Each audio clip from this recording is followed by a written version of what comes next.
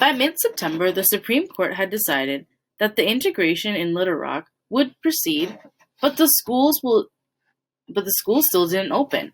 For a while, it seemed that while with the high schools closed, there'd be no football too. But the public outcry was so great, the governor called the superintendent and told him to start up the football program again. School or no school. Daddy nearly turned purple when he heard this news. They'll let their kids go without an education, but Little Rock won't stand for no football? Mother shrugged. She and Judy weren't fans, so they didn't care either way. It was certainly strange that football seemed more important than school, but I was glad that they had decided to continue the football program. Friday night football games were something Daddy, David, and I had always done together. Even though he was upset, Daddy called David and asked if he wanted to go to the first game with us. David was actually just down the road at Little Rock University, but he was living in one of the dorms. Mother thought it was a waste of money when he could have stayed at home. But Daddy had so much fun when he was in college, he wanted his son to have the same experience. David was busy, having fun I guess, so I asked Liz to join us. She was going to meet us at the game, and I was so excited I couldn't help bouncing up and down on the front seat. Elvis's Jailhouse Rock came on the radio, and Daddy winked at me and turned it up louder. Mother was always yelling at us to turn the music down. Liz was waiting for us by the gate. She yelled, "Marley!" when she saw me and ran and gave me a hug. "Hi, Liz!" I said and grinned. Daddy held out his hand for Liz to shake. "You must be the history partner," he said. She took his hand and shook it hard. "You must be the English teacher." Daddy laughed. "Did Marley tell you she's going to talk in front of the whole class?" Liz asked. Daddy glanced at me. "No, she didn't." "Liz!" I hissed. "You have to tell people," she said. "That way you can't back out." Daddy laughed again. "When Marley's ready to tell me, I'm sure she will," said Daddy. "Now, who wants to eat something to eat?" Daddy brought us popcorn and hot dogs for dinner. We gobbled them down and went to find seats in the bleachers. Every time one of the Central's players made a good play, we screamed and waved homemade tissue paper pom-poms in the air. Daddy left and went off to talk to a colleague from work. JT was sitting a few rows in front of us. He was wearing a Little Rock's Tiger varsity jacket, probably Reds, and tufts of his blonde hair were sticking up as if he had forgotten to comb it. I had an overwhelming urge to go and slick it down. "Staring at the back of his neck isn't going to make him turn around and say hello," Liz said finally. "I don't know what you're talking about." "Oh, come on," Liz said, laughing. "This is the perfect opportunity." I gave her a look. "The perfect opportunity for what?" "Well, you can't just talk to animals forever. We're giving the presentation to our class, which is made up of people." I didn't like where this was going. "And JT is in our class." Before I could protest, Liz pulled me up and practically pushed me down the bleachers. "Go talk to him."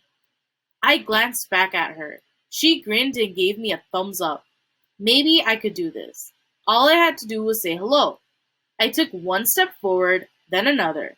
I was wearing my cream sweater and the pleated skirt, which was really cute, and I kicked over someone's Coke bottle, leaned over to try to catch it before the glass broke, slipped, almost fell headfirst on the bleachers, and only managed to save myself by grabbing onto JT's jacket, which I pulled halfway off his shoulders before I finally landed at his feet.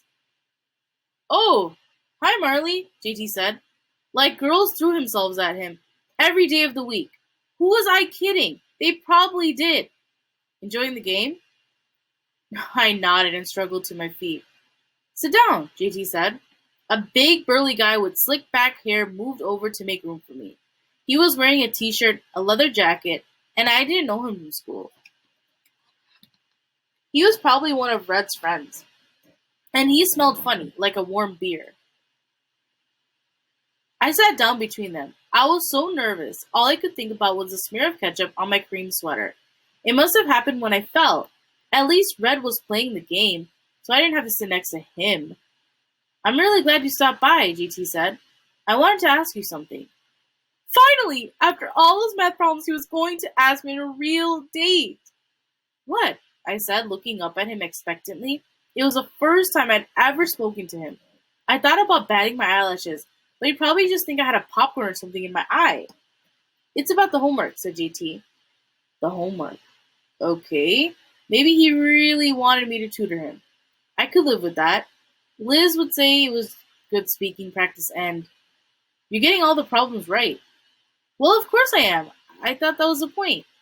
You can't do that. You see, if I get them all right on my homework, but I don't do well on the test, Mr. Harding is going to get suspicious. I need you to throw in a couple of wrong answers here and there. Get more wrong? He could just do the homework himself if he wanted to get more wrong. Do you like the movies, Marley? He looked at me with big, smoky blue eyes. I nodded. I do too, JT said. But Mother won't let me go unless I keep my grades up. If I helped him, maybe someday he would ask me to come along. So what do you say, JT cooed? Will you help me out? I nodded again. Great, he said, and grinned. See you on Monday? I smiled, stood up, and practically ran back to my seat. At least I didn't trip on anything this time. Liz patted me on the back when I returned. There you go, you did it, she cheered. Liz, I said. All I said was what? That's something. And I nearly fell into his lap. Yes, she said, but you did it gracefully. We both started to laugh, harder and harder, until my stomach started to hurt, and Liz wiped tears from her eyes. You two sound like a pack of hyenas, said Sally. She was walking up the bleachers with her mother behind her. Who are your friends? Mrs. McDaniels asked. You know Marley, said Sally. Yes, of course. And this is Liz. She's new at the school. Liz, this is my mom. Sally waved her hand in introduction. Hi, said Liz. Sally's mother gazed at Liz intently for a moment. I've heard a lot about you, Elizabeth. Liz blushed. Sally's been real welcoming to me. Glad to hear it. A woman in a large white hat sitting a few rows behind us waved in our direction. Well, it was nice to meet you, said Mrs. McDaniels. She headed up the bleachers, but Sally sat down with us. What did you guys tell your mother about me? Asked Liz. I knew her well enough now to hear the annoyance in her voice. Nothing but the truth, said Sally. She flipped her hair, then smoothed it down. Does my hair look okay? In a minute, I'm going to talk to JT. Oh, said Liz casually. Marley already did that. Sally turned as red as the ketchup on my sweater, and I had to force myself not to start laughing again. It was dark when we drove home. You know, Daddy said quietly, I like that Liz girl. Me too. He paused. Are you really going to speak during the presentation? I think so, I said. Daddy patted me on the shoulder, and when I glanced at him, I could see the pride in his eyes. Chapter 10. Behind the Grin. Mother and Daddy started arguing again on Sunday. Mother was frying hamburgers on the stove when she said to Daddy, States do have rights, you know. Those politicians in Washington can't be telling us how to run our schools. Daddy bit his lip. He was grating carrots so briskly I was afraid we would find fingers in the salad. The schools have already been closed almost 2 weeks. The students are the ones who are suffering. If the governor gives in, what's next? Mother asked. Negroes at the swimming pool? Daddy shrugged. They're already sitting at the front of the bus, and you still manage to find a seat. Richard! It's not right to keep the schools closed, Maureen, and you know it. At that moment, the back door flew open and David burst in. I squealed and dropped the bowl of potatoes I was mashing. You came home! Hi, Marley, said David, and he gave me such a big hug. He picked me up off the ground. David always wore a dazzling smile, which transformed him from a nice-looking guy into a movie star. Class is going well? Asked Daddy. Never better, said David, but his eye twitched just like Daddy's did when he was lying. He popped a tomato from the salad into his mouth. Where's Judy? Hi, David, said Judy, coming into the room. Hey, sis, David grinned.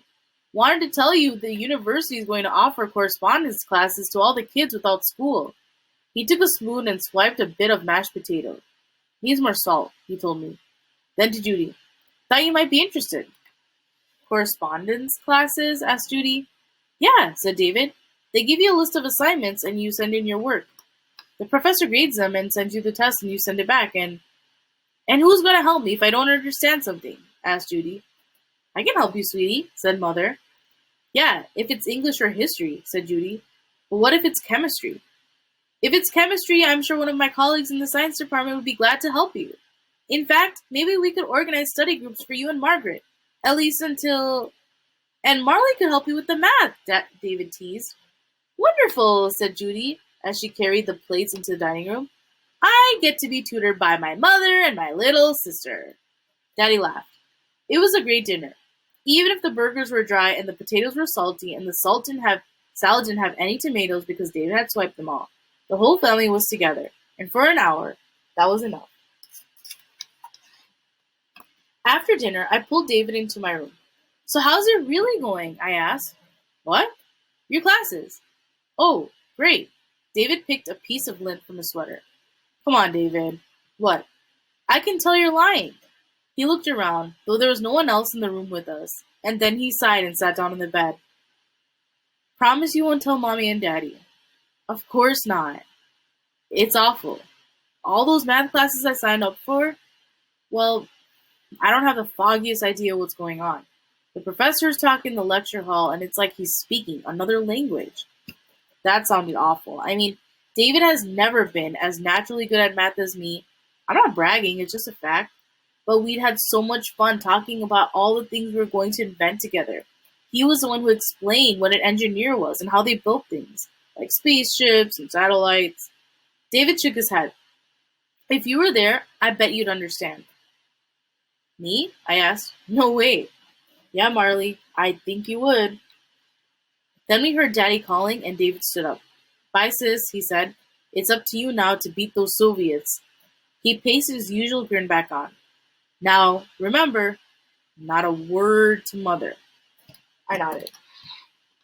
That night I lay in bed wondering how many other times David had grinned and fooled me too, even though he felt awful inside. The idea that my big brother sometimes felt not good enough was strange and a bit scary. But the idea that he thought I'd be able to do those math classes, maybe work on a spaceship someday, well, that made me feel awful good.